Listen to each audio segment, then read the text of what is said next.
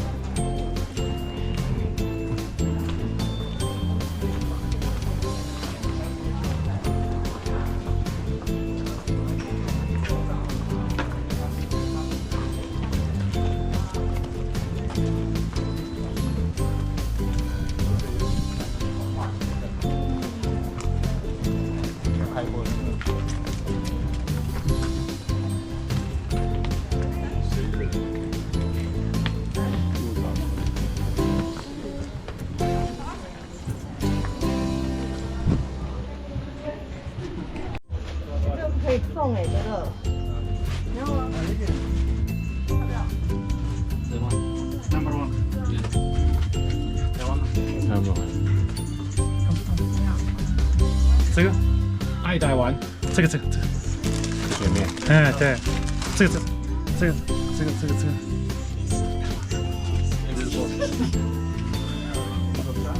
Ночь.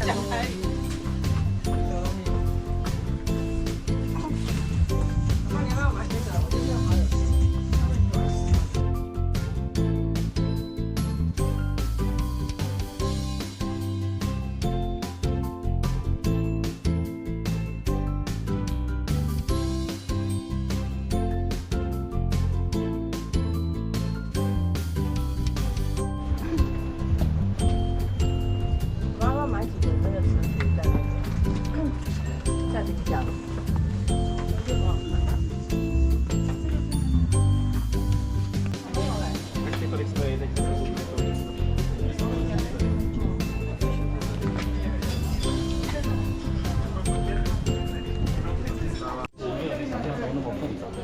它其实很多都可以连接。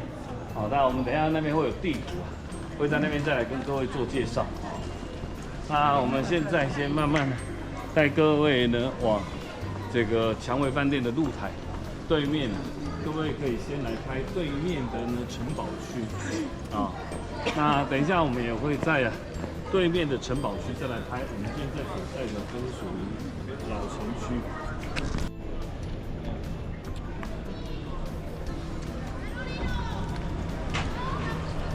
对，在广场。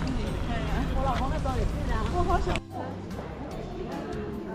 好，那各位要小心您自己随身的。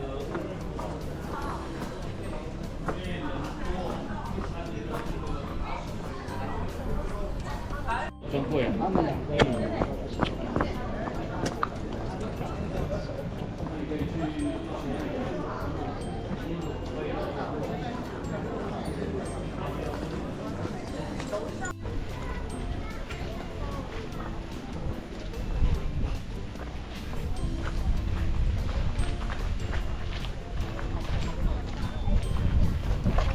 这边不是更大吗？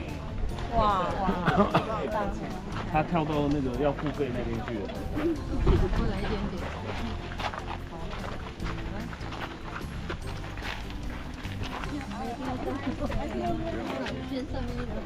好了，1、2、3。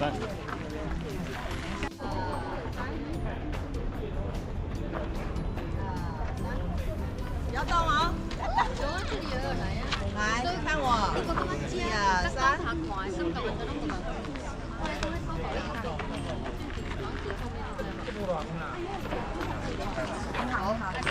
哦，这个克鲁诺夫啊，这是它的现在的新城区，哦，整个人口大概14000多个，哦，但是呢，一年的呢游客啊，哦，那么都超过100万，哦，它的老城区在这里，哦，它被伏尔塔瓦河啊以倒 S 字形啊分隔成为2半，它的发源呢在彩绘塔，哦，最早的时候是这个塔，然后周遭呢有跟呢这个当时统治这里的家族呢在一起的一些的呢人呢住在这边，哦，那么另外啊。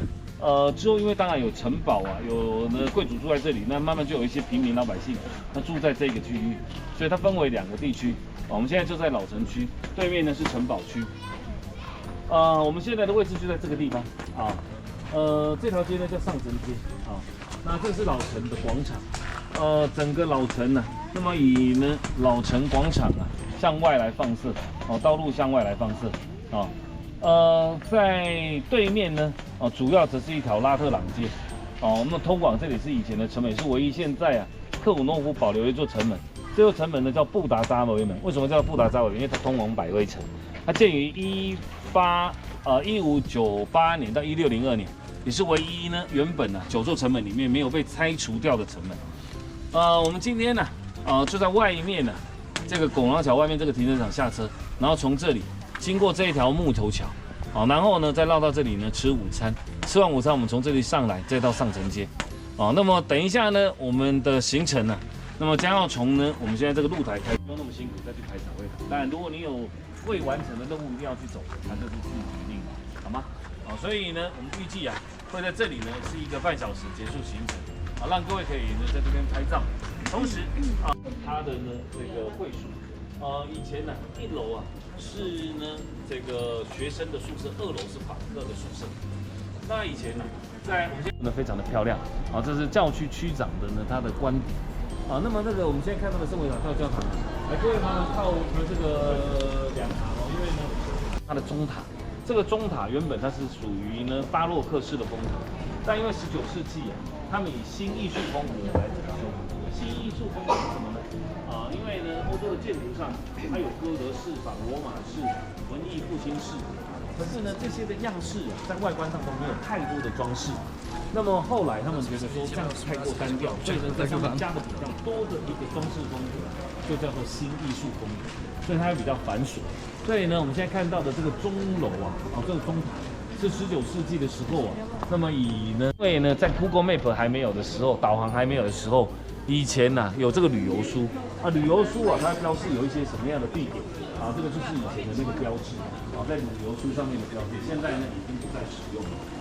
来，各位呢，我们继续往下，左边呢我们可以看到的是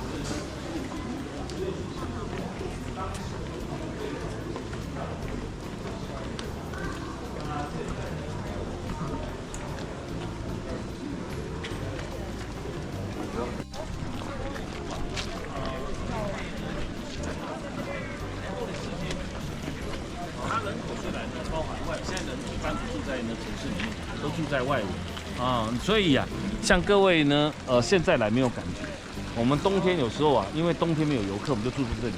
客人都会问我，这城是个死城吗？门口外面一个6、7点呢，吃完晚饭一个人都没有，真的是没有人。哦，来的时候空空刚刚有时候会有点，但是那时候呢就有另外一种气氛。哦，那现在你会觉得人这么多，哦，但是如果是呢冬天的时候，这里几乎没有游客，哦，非常的少。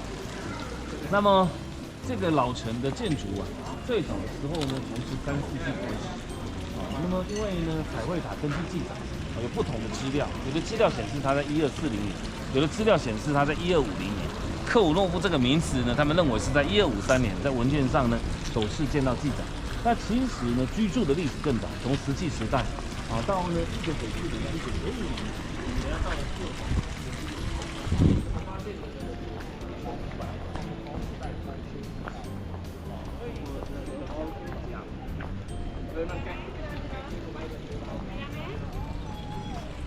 Vamos. Mírame. Mírame para que te deje la otra.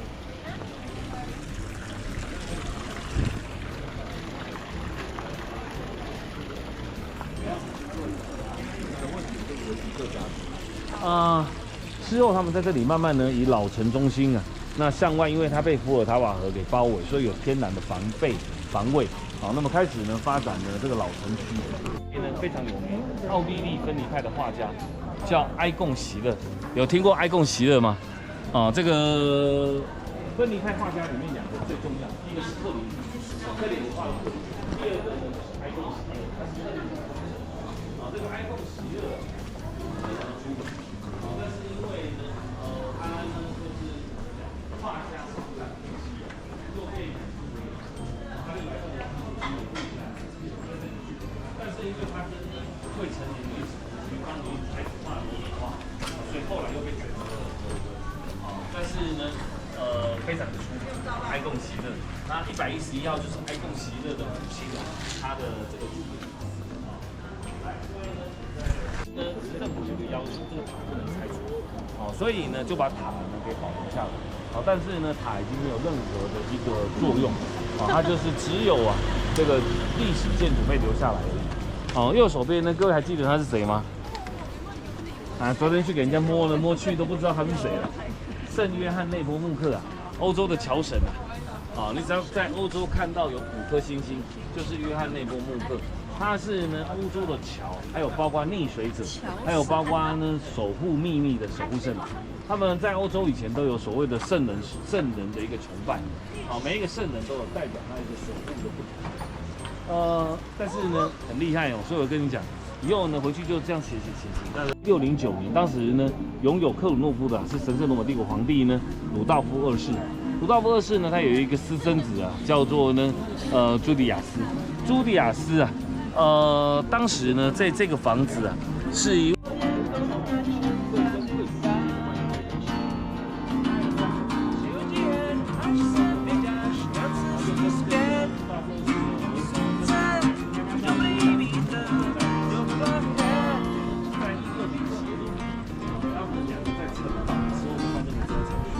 这个朱利亚斯呢，就把呢马凯城堡区啊，是整个捷克第2大的呢这个城堡那么它有呢它占地7公顷，那么由40栋建筑物啊，5个广场呢所组成，那我们现在呢经过红门之后我们现在进来的呢就是这个第1广场等一下我会带各位走到第5广场，到了第5广场跟各位往下走回来的时候一再需要往后走。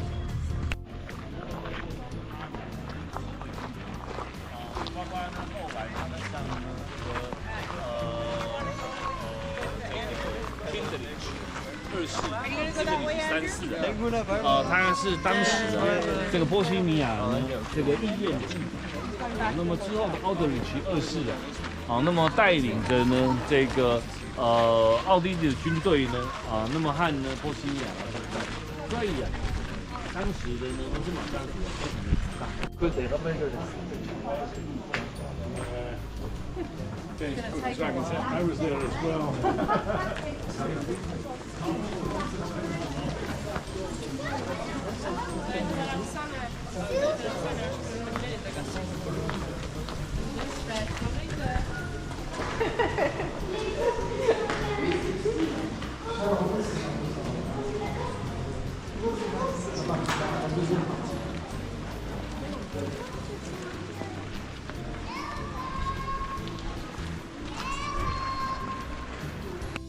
克鲁诺夫的呢，这个爱丁堡家族，这个王子呢安宗他很年轻那么20几岁的时候，当时的罗马教皇呢即位，他的父亲就派他来去觐见教皇。